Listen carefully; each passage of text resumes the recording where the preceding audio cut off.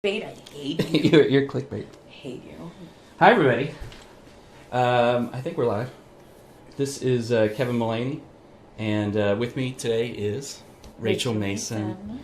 Rachael is the head of the Advanced Improv programs at Second City Training Center.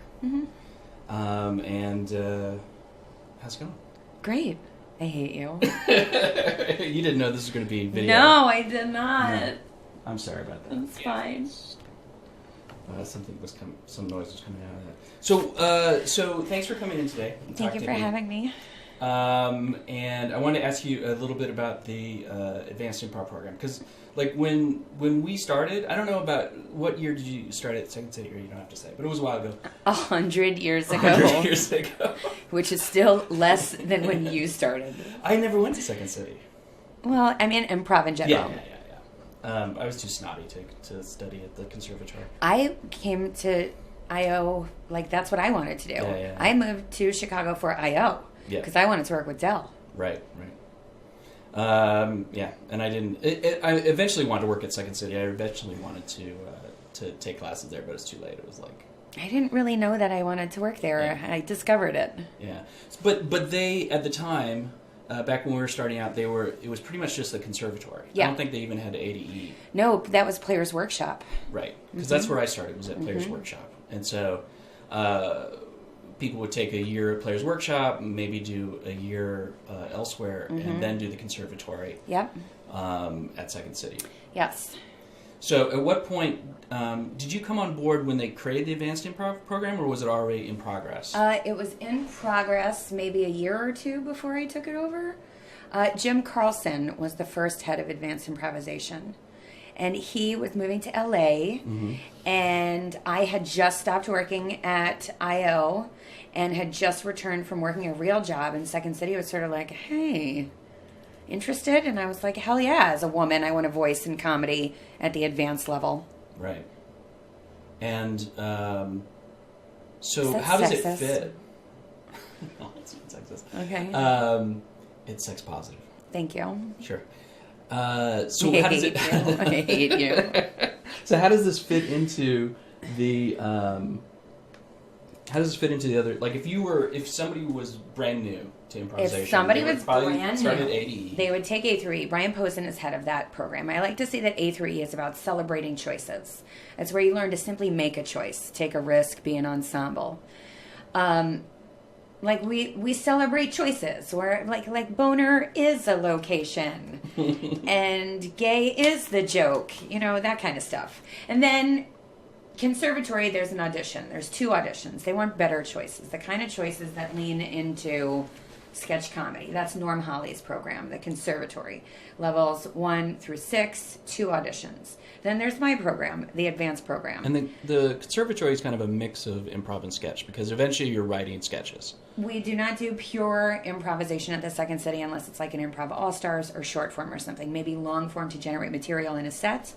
Our goal at the Second City is to create scripted social and political satire. So really the conservatory is an extended main stage process. It shows you how we create our comedy at a student level. Then there's my program, which is you've been through the conservatory, you want a boat, you want a Torco, you blew a conservatory audition, you need somebody to kick your ass. It's not any choice or better choices, best choices. We don't have to celebrate like, yay, that was great. We can be like, do better.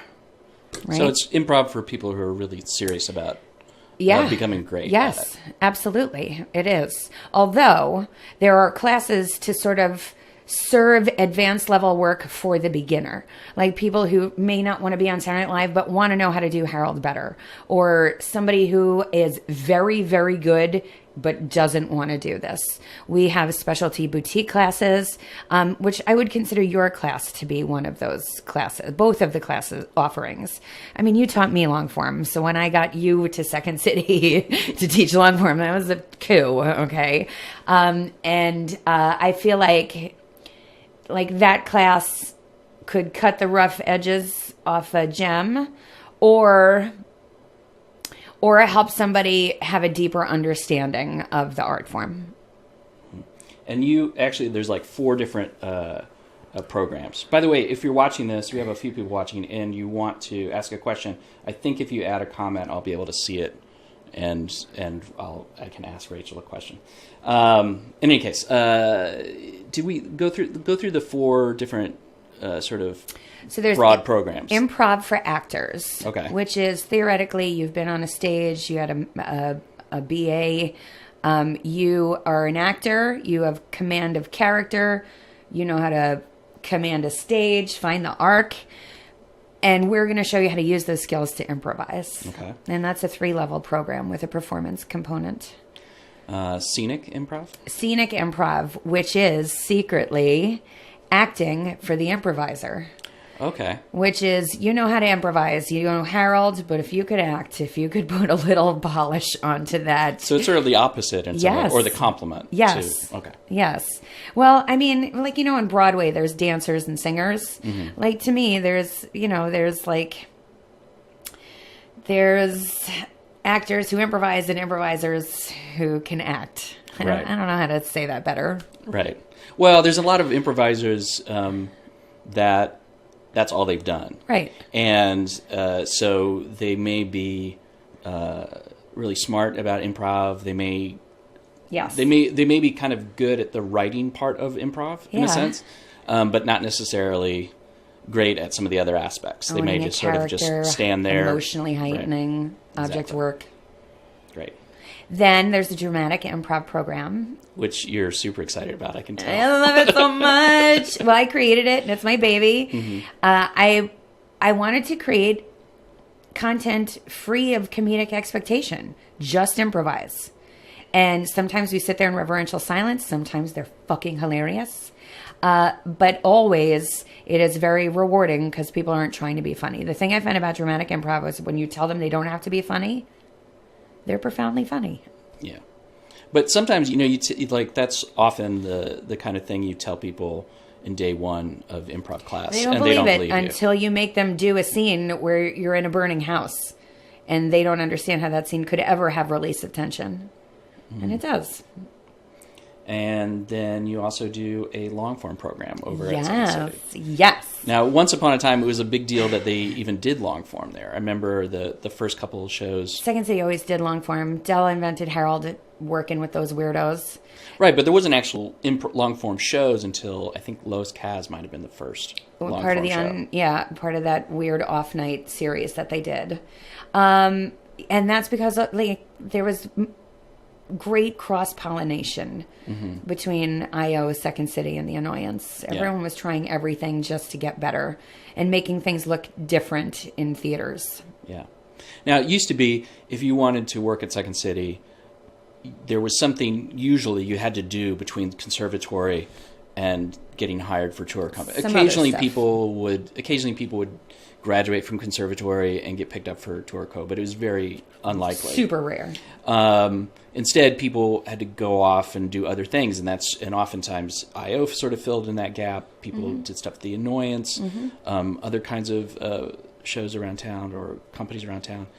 And it seems like what Second City has been trying to build, whether overtly or just by accident, is to build like an entire engine by themselves. In-house. So that you can come to Chicago, start at ADE, and never leave the building until... You could absolutely do that. I don't think about it that way. It looks like that ostensibly, but really it's the advanced training of those other things. It's not meant to replace those other things. It's meant to be the next level from those other things.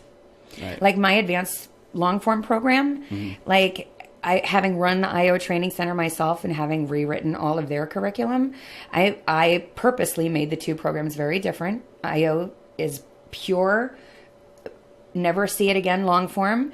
At Second City, we use long form to propagate and generate sketch and support sketch. Right? We'll use something like the deconstruction and put in scripted stuff and just like mess with it inside. So I teach long form completely differently at Second City than I do at IO. It's the next level. Right. In my tiny brain. What about Yeah, how do you think that the long form program, how does that program differ, and describe it for how many levels are it? What is it? What is it? So the original, who's it designed for? So the original long form program was 4 levels: basic forms, advanced forms, invent a form, 8-week run of your form, like a professional team. I was being very ambitious and trying to do what IO was doing in half the time, but 3 times the stage time. They had shows every Sunday night. Every team had shows every Sunday night. And it was working amazing until 3rd or 4th level, you realize they signed up for class and they were, my opinion is the best ensembles make themselves, right? I was making them be ensembles. I was teaching them how to be ensembles rather than teaching them a long form. And they were never going to stay together once they graduated. Mm-hmm. So I was sort of inventing forms for groups who were never going to do them again. Yeah.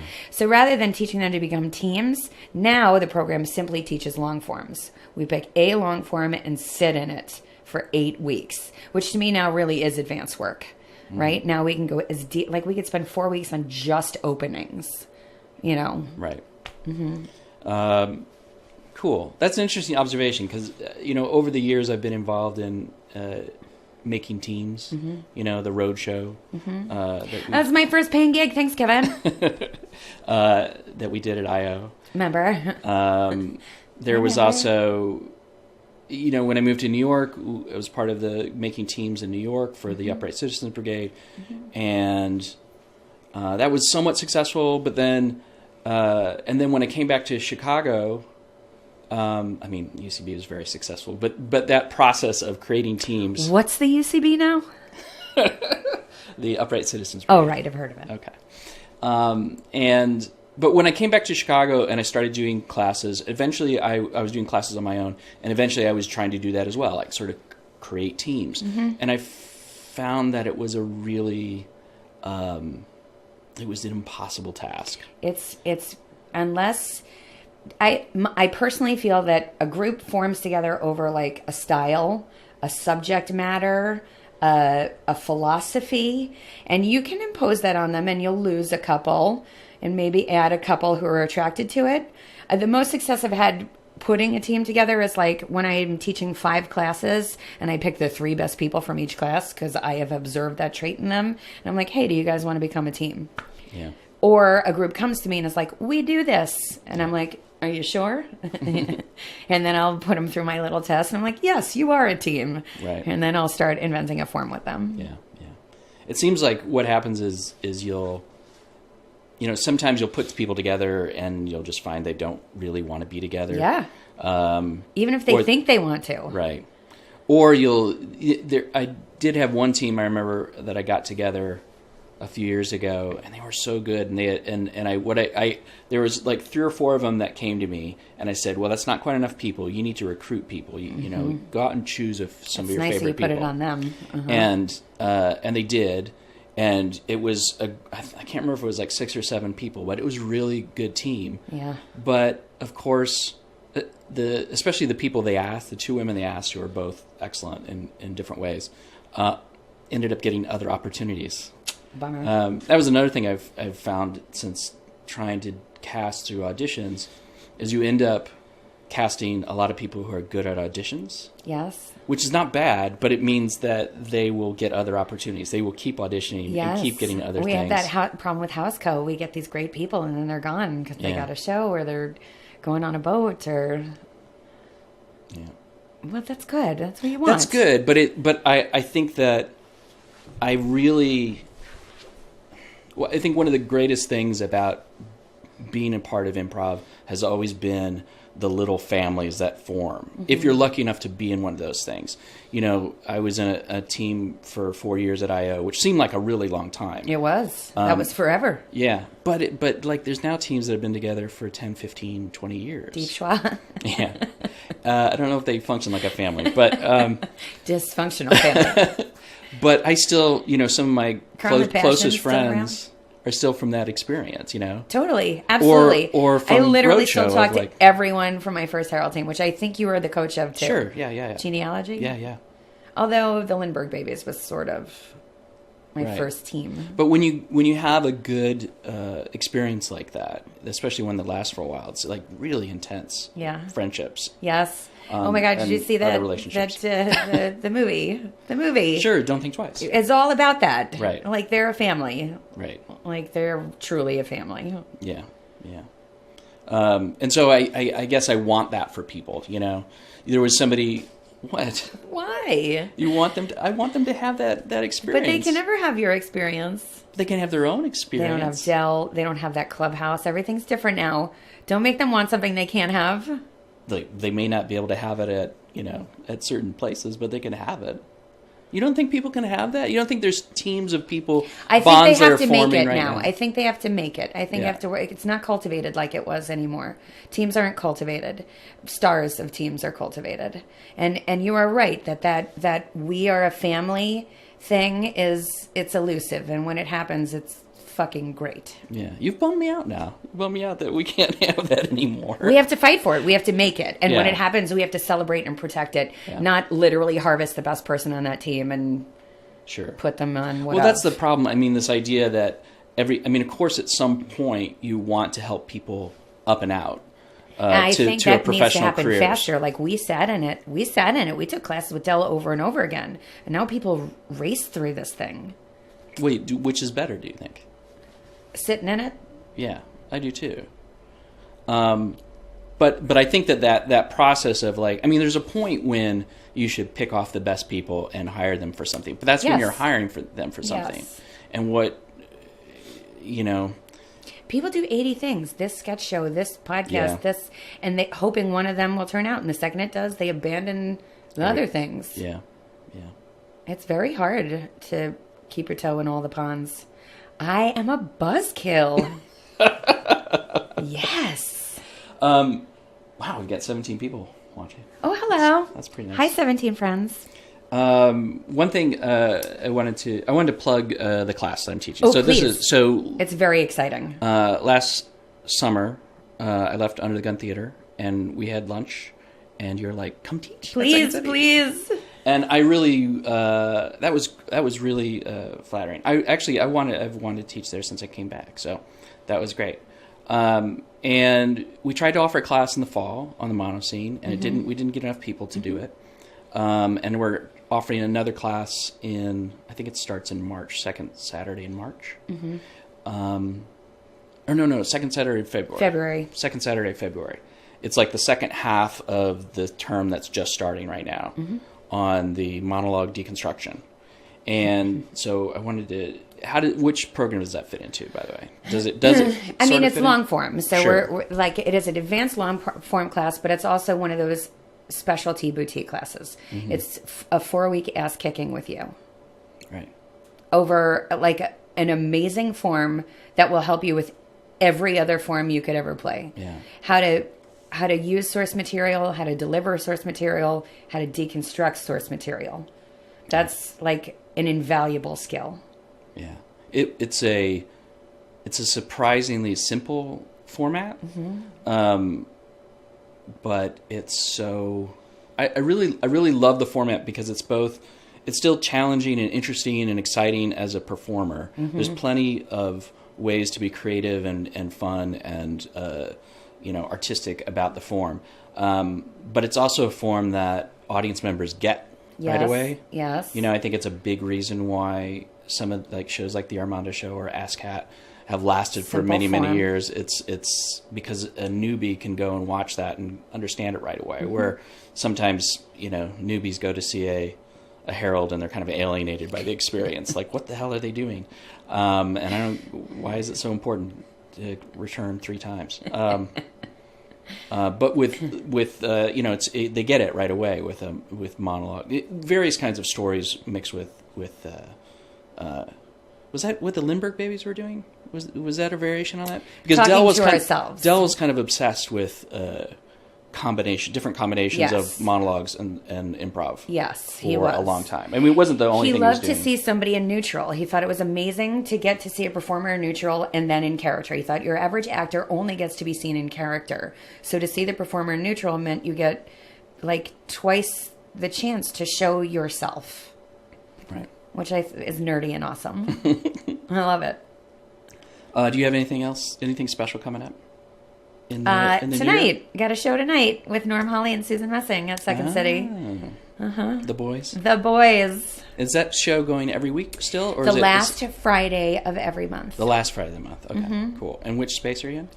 The Blackout Cabaret. The Blackout Cabaret. I like the Blackout. I love the Beat Lounge. The new theaters are so cute. I love those theaters. Those are really cool. So check that out. And sign up for Kevin's class.